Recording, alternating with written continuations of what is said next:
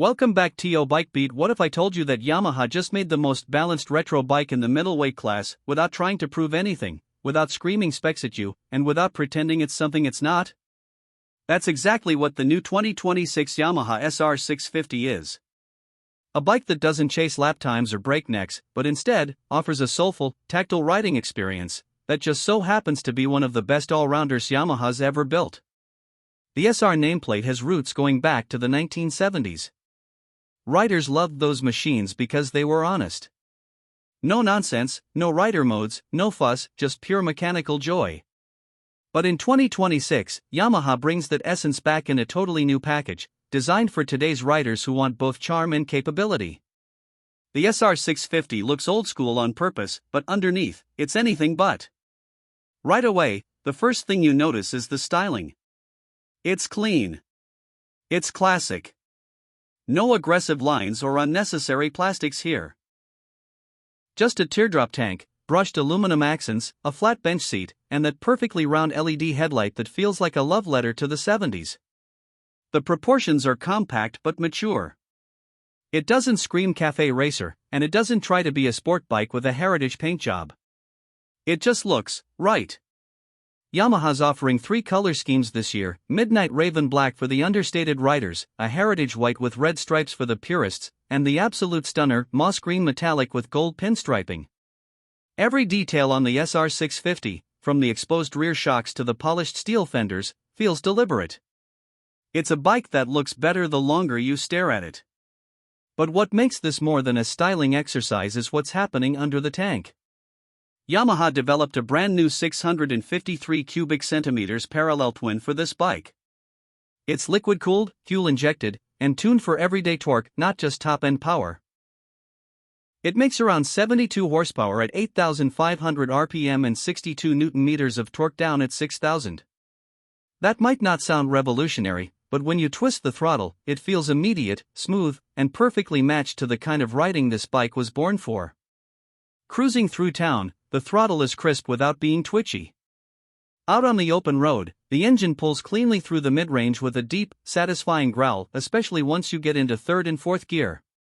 There's a slipper clutch standard, which makes downshifts buttery, and while there's no quickshifter, you honestly don't miss it. Shifting on the SR650 feels mechanical in the best way: solid, direct, satisfying. Now let's talk chassis. Yamaha has gone with a new steel trellis frame that's both lighter and stiffer than what you'd find on its older siblings. Combined with an aluminum swing arm, the bike tips the scales at just under 190 kilograms wet. It's surprisingly light for a retro bike, and you feel that as soon as you lean it into a turn.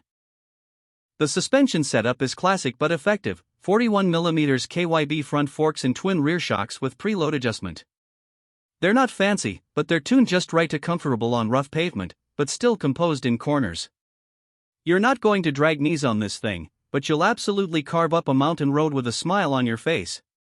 Handling-wise, the SR650 feels natural. There's no learning curve. It doesn't fight you into corners, and it doesn't get nervous at higher speeds. The rake and trail numbers have been dialed in to strike a sweet spot between agility and stability. It's predictable, planted, and more playful than you might expect. And it's got proper brakes, too.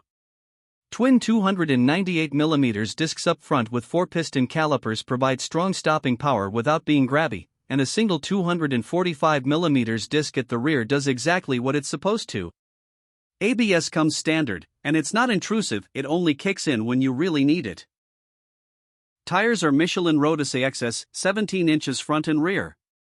Great grip in all conditions, quiet on the highway, and they suit the character of the bike perfectly.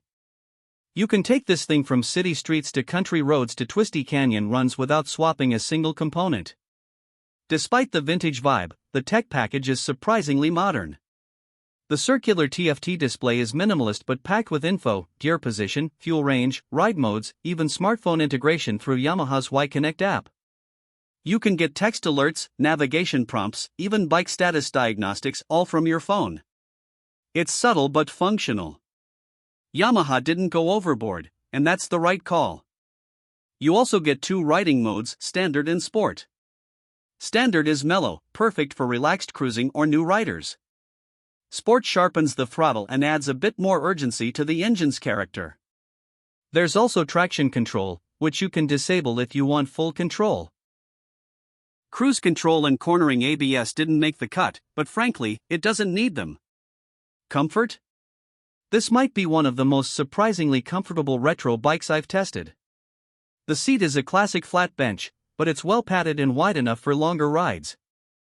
The riding position is upright, the bars are just high enough to keep pressure off your wrists, and the pegs are mid-mounted so even taller riders won't feel cramped. Seat height is about 810 millimeters, or 32 inches, which is accessible for a wide range of riders. And if you're carrying a passenger, they won't hate you. The pillion seat is modest but functional, and the suspension handles two-up riding surprisingly well. Add a small tail bag or some soft panniers, and you could easily use the SR650 for light touring. Fuel economy is excellent, too. Yamaha claims around 26 kilometers per liter, which translates to about 61 miles per gallon. With a 14.5-liter tank, you're looking at over 350 kilometers or around 220 miles on a single fill. That's more than enough for most weekend rides or even daily commutes. Maintenance-wise, the bike's designed to be low hassle. Oil changes every 6,000 kilometers, valve checks every 24,000. Everything is accessible, and the air-cooled simplicity of old SRs is honored here by making basic service jobs easy even for DIY riders. Now the price. Yamaha's launching the SR650 at $8,799. That puts it squarely in the middleweight retro segment, right alongside the Kawasaki Z650 RS, the Royal Enfield Interceptor 650, and Honda's CB650R. It's more expensive than the Enfield, but you're getting more tech, better build quality, and a much more refined ride. And compared to the CB650R, it's got more character and a more relaxed personality. What Yamaha has done here is pretty remarkable. They've built a bike that pays homage to its past without being stuck in it. It looks vintage, but it rides like a modern machine. It's quick enough to be fun, comfortable enough to ride every day, and stylish enough to turn heads at every stoplight. Is it perfect? No.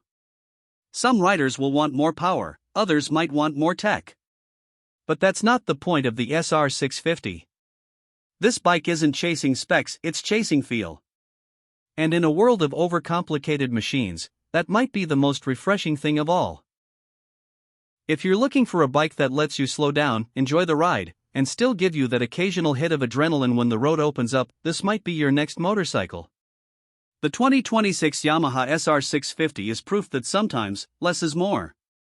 And in this case, it's just right. Thanks for riding with us today. If you enjoyed this review, hit that like button and let us know your thoughts down in the comments. Would you ride the SR650? Or are you holding out for something even more classic, or more extreme? Either way, stay tuned, because we've got more two-wheeled content coming your way every single week, right here on Bike Beat. Ride safe, and we'll see you in the next one.